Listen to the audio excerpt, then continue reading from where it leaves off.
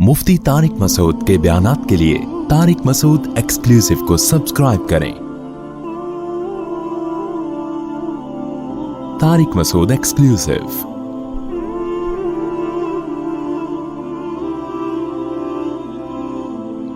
हज़रत उम्मे सलमा रज़ी अल्लाहु अन्हा से रिवायत है कि एक औरत खून बहाया करती थी, यानी एक किनाया है कि बहुत ज़्यादा उसको खून आता था नबी के दौर में। तो उम्मे सलमा रज़ी अल्लाहु अन्हा ने उस खातून के लिए नबी से इस्तिफ्ता किया, तो आपने फरमाया लितंज़ुरा अददल लयाली वल अय्याम अल्लती कानत तहीज़ुहुन्ना मिनश शहर। उस औरत को चाहिए कि वो अय्याम और रातों के दिन शुमार करे जिसमें जिस महीने में जिन दिनों में उसको हैज़ आया करता था, क़ब्ल अन युसीबहा लज़ी असाबहा, इससे पहले कि उसको ये मुश्किल पहुंची। यानी अभी तो ये अब हो रहा है ना, तो जब ये नहीं होता था तो उससे पहले वो देखे कि उसको कितने दिन हैज़ के खून आया करता था। फलततरुकी सलात क़द्र ज़ालिका मिनश शहर, तो महीने में इतने दिन तक वो नमाज छोड़ दे। फ़इज़ा खल्लफ़त ज़ालिका, जब वो दिन गुजर जाएं, फ़लतग़तसिल, तो गुस्ल कर ले। सुम्मा लितस्तग़फ़िर, सफ़रा का माना होता है ये जो जानवर की दुम है ना, इसको बांधा करते थे, तो यानी इज़ार चारों तरफ से, जैसे बच्चों के नहीं वो बांधा जाता था, क्या था, लंगोट होता था, इस तरह के औरतें वो बांध लिया करती थी खून को रोकने के लिए। तो वो कपड़ा इस तरह बांध ले, सुम्मल तुसल्ली, फिर नमाज पढ़े। ये इसलिए नबी ने हुक्म दिया कपड़ा बांधने का ताकि खून निकले नहीं, जितना जिस हद तक रोकना मुमकिन हो उतना रोका जा सके। चले जी, ये खिलाफ क़यास है दोहराकू। क्या बोल रहा है भाई? हाँ, ये साबिया का घंटा ही तो कई दफ़ा आपने दर्जा उला में भी पढ़ा होगा। चलें, अच्छा इतराज़ किया आपने, चलें, बिल्कुल सही किया आपने। गैर ज़रूरी सवालात अगर पूछेंगे ना तो चलो भाई।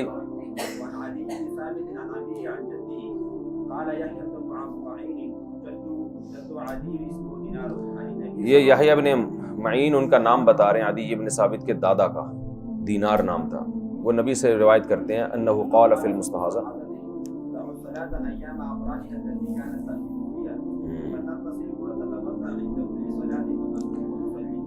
कि मुस्तहाज़ा के बारे में नबी ने फरमाया कि वो अय्याम हैज़ में, देखो क़र यहाँ हदीस में भी हैज़ के माना में इस्तेमाल हुआ है, तो अय्याम अक़रा में वो नमाज छोड़ देगी जिसमें उसको हैज़ आया करता था। वततवद्दउ इंद कुल्ली सलातिन, और हर नमाज के लिए वज़ू करेगी। तसूमु व तुसल्ली, और रोज़ा भी रखेगी और नमाज भी पढ़ेगी। अब ये माजूर है ना मुस्तहाज़ा, तो हर नमाज के लिए वज़ू करेगी, इसमें भी इत्तिफाक है सबका कि हर नमाज के लिए वज़ू करेगी। लेकिन यहाँ नमाज से हर नमाज मुराद है या वक्त? वही मशहूर इख्तिलाफ है हनफिया के नज़दीक, एक वक्त में एक वज़ू काफ़ी है, समझते हो, उससे जितने चाहे फ़राइज़ नवाफिल पढ़े, जबकि शवाफ़े के नज़दीक अलग वज़ू करना पड़ेगा हर नमाज के लिए। चले,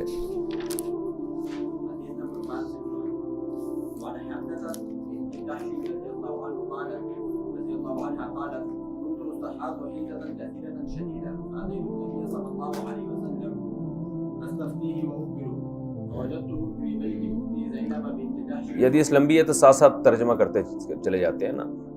हज़रत हमना बिनते जहाश रज़ी अल्लाहु अन्हा फरमाती हैं कि मुझे बहुत ज़्यादा इस्तिहाज़ा आया करता था। मैं नबी के पास आई, अस्तफ्तीही व उख़बिरुहु, उनसे मसला पूछने लगी और उनको अपने बारे में ख़बर देने लगी। फ़अख़बरतुहु फ़ी बैति उख़्ती ज़ैनब बिनत जहशिन फ़वजदतुहु, मैंने उनको अपनी बहन के घर में पाया, ज़ैनब बिनत जहश के घर में। फ़क़ुल्तु या रसूल अल्लाह इन्नी उस्तहाज़ु हीज़तन कसीरतन, ये हीज़तन जो है ना, ये नौइयत बयान करने के लिए आता है ना, तो हीज़तन का माना तो मुतलक हैज़ा होगा, और हीज़तन का माना एक ख़ास किस्म की कैफियत होती है मेरे ऊपर। शदीदतन, बहुत ज़्यादा हैज़ मुझे आता है। फ़मा तअमुरूनी फ़ीहा, मुझे आप किस बात का हुक्म देते हैं? क़द मनाअतनी अस्सलात वस्सियाम, इस हैज़ ने मुझे नमाज और रोज़ों से रोक दिया है, यानी नमाज ही नहीं पढ़ रही, वो समझी थी कि इससे नमाज माफ़ हो जाएगी। क़ाल अनअतु लकी अल कुरसुफ़, कुरसुफ़ कहते हैं वो रुई या कपड़ा वगैरह जो औरतें शर्मगाह में रखती थी हैज़ के खून को रोकने के लिए। نعت ینعت کا معنی صفت بیان کرنا، تو نعت آتا ہے اس صفت میں جو صفت محمود کو جب بیان کیا جاتا ہے نا، صفت محمودہ، تو اس کے لیے نعت کا لفظ، یعنی آپ صلی اللہ علیہ وسلم گویا اس کی تعریف کر رہے ہیں کرسف کی، اس لیے کہ وہ طہارت کا ذریعہ ہے، گندگی کو کپڑوں پہ لگنے سے روکنے کا ذریعہ ہے۔ تو آپ نے فرمایا یہ استعمال کیا کرو، فَإِنَّهُ يُذْهِبُ الدَّمَ، اس لیے کہ یہ خون کو ختم کر دے گا، تو پھر جب ختم کر دے تو پھر غسل کرو، نماز پڑھو۔ قالت هو اکثر من ذلك، یا رسول اللہ اس سے بھی زیادہ ہے، یعنی اس سے رکتا نہیں ہے۔ قال فتل جمی، لجام لگام کو کہتے ہیں نا، یہ غیر عربی لفظ ہے جو عربی میں آیا ہے، کہا جاتا ہے واللہ عالم، یہ بھی ہو سکتا ہے کہ عربی لفظ ہو جو عجمی میں آ گیا ہو، رپورٹ ہے یہ کیا فتلجمی، جی فتلجمی ہی ہے، فتلجمی، تو لگام بھی باندھی جاتی ہے نا، تو یہاں بھی مراد یہ ہے کہ کپڑے کو باندھ لو، وہ خواتین باندھتی تھیں مخصوص طریقے سے تاکہ کوئی ازار وغیرہ باندھ کے نا وہ رک جاتا تھا اندر کپڑا۔ قالت هو اکثر من ذلك، انہوں نے فرمایا اس سے بھی زیادہ خون آتا ہے۔ قال فاتخذي ثوبا، فرمایا مستقل ایک کپڑا اس کے لیے ٹھہرا لو۔ قالت هو اکثر من ذلك، پھر بھی اس سے بھی زیادہ، یعنی رکتا ہی نہیں ہے۔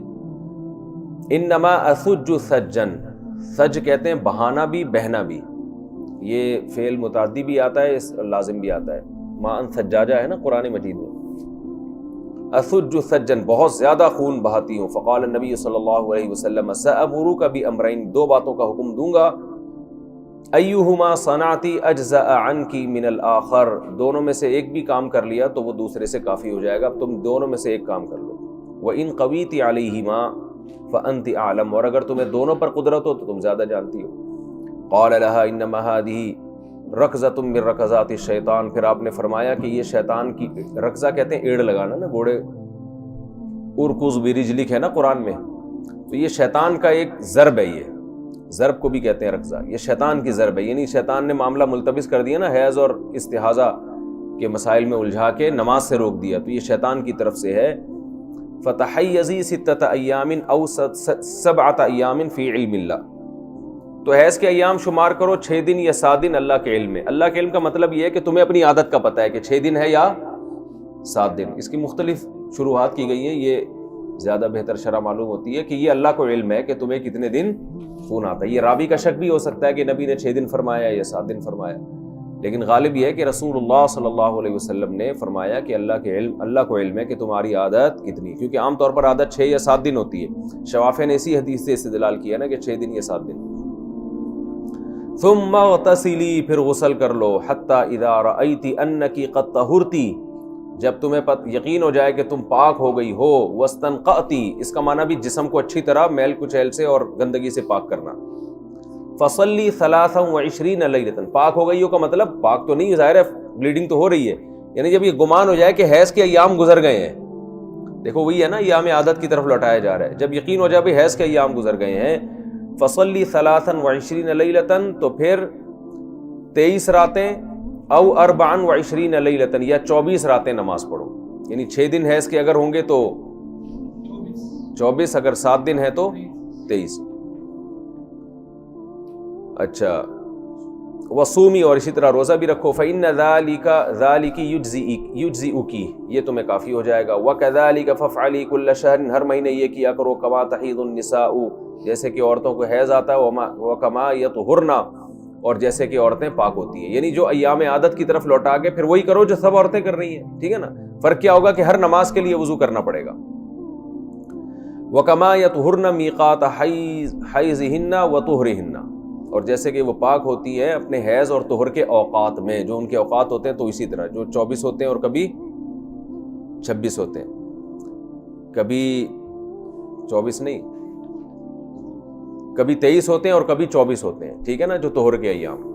وَإِن قَوِيتِ عَلَىٰ أَن تُؤَخِّرِينَ الظُّهْرَ وَتُعَجِّلِينَ الْعَصْرَ، اور اگر تمہیں اس کی قدرت ہو کہ تم ظہر کو مؤخر کرو اور عصر کو مقدم کرو، فَتَغْتَسِلِينَ، تو پھر غسل کرو، وَتَجْمَعِينَ بَيْنَ الصَّلَاتَيْنِ، اور 2 نمازوں میں جمع کرو۔ یہ احناف کی کتنی مضبوط دلیل ہے، جو سفر میں احناف جمع بین الصلاتین کے قائل ہے نا، وہ جمع سوری ہے، تو کتنی واضح حدیث ہے جس میں جمع سوری کا حکم دیا جا رہا ہے کہ ظہر کو مؤخر کر کے آخر وقت میں اور عصر کو مقدم کر کے پہلے وقت. نزہت اللہ صاحب پوئے ہے کہ نہیں پوئے ہے؟ اچھا. وَتُؤَخِّرِينَ الْمَغْرِبَ وَتُعَجِّلِينَ الْعِشَاءَ، اور مغرب کو مؤخر کرو اور عشاء کو مقدم کرو. ثُمَّ تَغْتَسِلِينَ، پھر غسل کرو. وَتَجْمَعِينَ بَيْنَ الصَّلَاتَيْن، اور دو نمازوں میں جمع کرو. اگر یہ اس کی قدرت ہے فَافْعَلِي تو یہ کر لو. اچھا. وَتَغْتَسِلِينَ مَعَ الْفَجْرِ فَافْعَلِي، اسی طرح فجر کے لیے الگ غسل کرو تو یہ بھی کر لو. وصومی ان قدرتی علی ذالک، اسی طرح روزہ بھی رکھو اگر اس پر قدرت ہو. قال رسول اللہ صلی اللہ علیہ وسلم، یہ ان قدرتی علی ذالک کا تعلق روزے سے نہیں ہے بلکہ پورے مجموعے سے ہے. قال رسول اللہ صلی اللہ علیہ وسلم وہذا اعجب الامرین الی، مجھے زیادہ پسند یہ معاملہ ہے، یعنی اس طرح. تو یہ جو آپ صلی اللہ علیہ وسلم نے دو نمازیں اکٹھی پڑھنے کی اجازت دی، معذور کو اجازت ہے، معذور، مریض، مسافر، بارش، ان تمام چیزوں میں دو نمازیں جو احناف کے ہاں ہیں، حدیث میں آتا ہے نا نمازیں نبی نے اکٹھی پڑھی ہیں دو نمازیں. بہت ساری احادیث ہیں نا، تو حناف کے ہاں وہ اسی پر محمول ہے کہ اکٹھی کا مطلب یہ نہیں کہ نماز کو بالکل قضا کر دیا، بلکہ ظہر کو عصر تک، عصر کو عصر سے تھوڑا پہلے، اور یعنی عصر کو اول وقت میں. اس طرح تمام احادیث میں تطبیق ہو جاتی ہے، کیونکہ عبداللہ بن مسعود کی حدیث ہے کہ نبی صلی اللہ علیہ وسلم نے کبھی دو نمازوں کو اپنے وقت سے مؤخر نہیں کیا. وہ تو جب جمع بین الصلاتین کا مسئلہ آئے گا اس میں پھر میں یہ بتاؤں گا، سوائے مزدلفہ اور عرفات میں. اور دوسرا یہ کہ کیا کہہ رہا تھا یار، بات ہی دماغ سے نکل گئی. نہیں، دوسرا مسلم کی حدیث ہے کہ نبی نے بغیر کسی عذر کے دو نمازیں اکٹھی پڑھی ہیں. تو اس میں تمام حضرات تعویل کرتے ہیں کہ یہاں دو نمازیں اکٹھی کا مطلب کیا ہے؟ جمع سوری ہے. تو ہم کہتے ہیں وہاں بھی جمع سوری ہے. وہ کہتے ہیں پھر مزدلفہ میں تو ادھر آپ مغرب کو عشاء کے وقت میں پڑھتے ہو، وہاں دو نمازیں اکٹھا کرنے کا مطلب کیا ہے؟ مغرب کو قضا کر کے عشاء کے وقت میں پڑھا ہے نا، تو وہاں تو سوری نہیں ہے. تو ہم تو کہتے ہیں جیسے وہاں نہیں ہے تو یہاں بھی نہیں ہے. تو ہم کہتے ہیں کہ وہ حج کے تو ساری چیزیں ہی خلاف قیاس ہیں نا. تو جیسے آپ ہمیں کہتے ہو کہ ہمیں، یعنی ہم آپ سے یہ کہتے ہیں کہ آپ کو مزدلفہ والی روایت سے مغالطہ ہوا ہے کہ آپ نے جہاں بھی جمع کا لفظ آیا اس کو حقیقت پہ محمول کر دیا، جبکہ حج کیا ہے؟ حج کے تو بہت سارے ارکان خلاف قیاس ہیں. تو وہاں تو ہمیں ٹریننگ کروائی جاتی ہے کہ بس شریعت کو فالو کرنا ہے، جیسے حکم دیا جا رہا ہے چاہے وہ تمہاری عقل میں نہ بھی آئے. اب ساری زندگی نمازوں کو قضا کرنے کی اجازت نہیں دی گئی، مگر حج میں مغرب کو حکم دیا ہے عرفات میں کہ آپ عرفات میں مغرب نہیں پڑھنی آپ نے. یہاں سے نکلو، چلو. کیا بول رہا ہے بھائی؟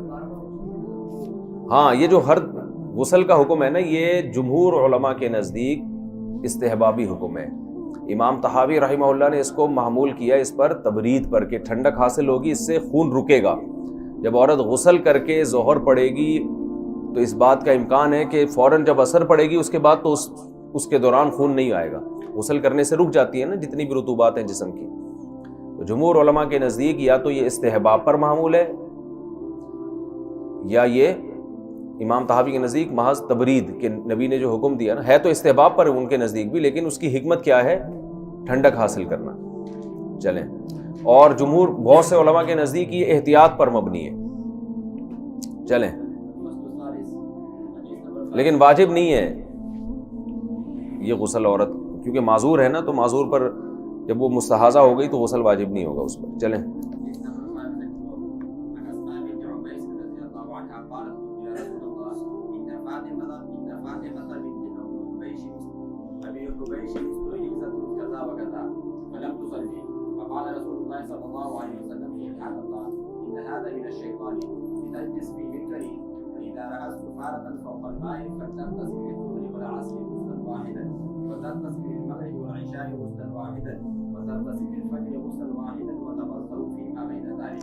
جی، حضرت اسماء بنت عمیس فرماتی ہیں کہ رسول اللہ صلی اللہ علیہ وسلم سے میں نے عرض کیا کہ فاطمہ بنت ابی حبیش کو فلاں فلاں وقت سے خون آ رہا ہے، وہ نماز نہیں پڑھ رہی. آپ نے فرمایا سبحان اللہ، یعنی تعجب سے فرمایا کہ یہ کیسی بات ہے بھائی، نماز کیسے چھوڑ دی انہوں نے.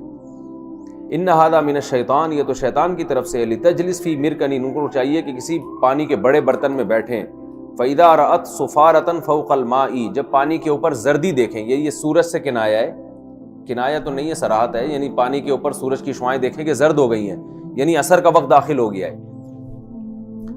فَلْتَغْتَسِلْ لِلظُّهْرِ وَالْعَصْرِ غُسْلًا وَاحِدًا، تو ظہر اور عصر کے لیے ایک غسل کریں، یعنی پانی میں جب سورج میں تغیر آنا شروع ہو جائے نا تو ظہر کا وقت ختم ہو رہا ہوتا ہے اور عصر کا وقت شروع ہو رہا ہوتا ہے، تو یہاں اختتام میں ظہر مراد ہے، ابھی عصر شروع نہیں، یعنی اختتام میں ظہر احناف کے مذہب پر، باقی دوسرے حضرات بغیر تعویل کے لیتے ہیں۔ تو اس وقت غسل کرے ظہر اور عصر کے لیے، اور پھر مغرب اور عشاء کے لیے ایک الگ غسل کرے، یعنی جب مغرب کا وقت ختم ہونے لگے تو اس وقت غسل کر کے مغرب پڑھے اور فوراً عشاء پڑھ لے، تو یہی وہی استحبابی غسل ہے۔ وَتَوَضَّأُ فِي مَا بَيْنَ ذَلِكَ، اور ان دونوں کے درمیان، ایسا فجر کے لیے بھی غسل کرے اور باقی درمیان میں وضو کرے۔ تو وضو تو واجب ہے، لیکن یہ غسل کیا ہے؟ یہ مستحب ہے۔ اس میں امام حنیفہ کی بھی دلیل ہے کہ عصر کا وقت جب شروع ہوتا ہے جب سورج میں تغیر، امام صاحب کا جو مشہور قول ہے نا مثل ثانی پر ہے نا کہ عصر کا وقت شروع کب ہوتا ہے؟ جب مثل ثانی ہو، تو امام ابو حنیفہ کی مشہور قول کی بھی دلیل ہے اس میں کہ عصر کا وقت تغیر شمس کے وقت، لیکن اتنا زیادہ اسفرار کہ سورج تقریباً ایک نیزے کے قریب ہو جائے تو یہ ناجائز ہے، سمجھتے ہو؟ یہ دوسری حدیث سے ثابت ہے۔ چلیں بھائی،